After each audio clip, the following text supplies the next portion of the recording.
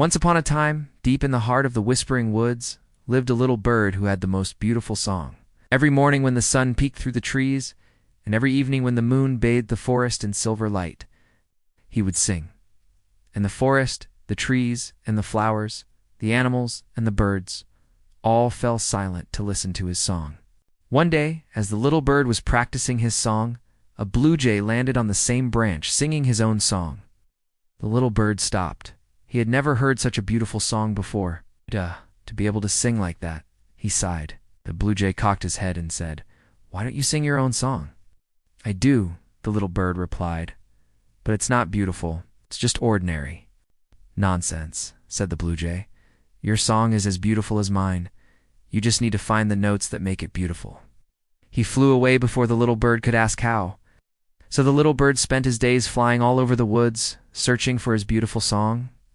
He flew over fields of daisies and tall mountains, through babbling brooks and over sparkling lakes, but no matter where he went or what he did, his song remained the same.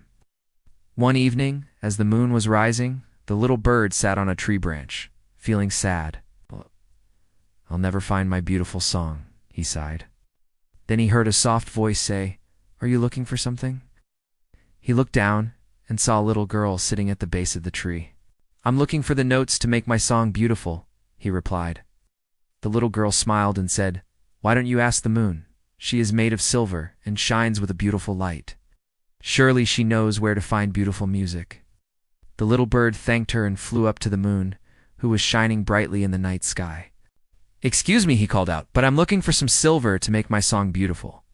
"Oh, little bird," said the moon, "you already have the silver you need. It's in your spoon." The little bird was very confused. He didn't understand what the moon meant. Then he remembered the little girl's words and realized that the moon was actually made of his song.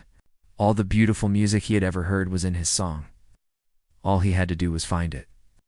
He closed his eyes and listened to the sound of his own heartbeat. Then he opened his eyes and sang the song inside of him. As he sang, the forest and everything in it began to glow with silver light. The trees swayed and the flowers danced. The animals and the birds joined in, and together they sang the most beautiful song under the silvery light of the moon.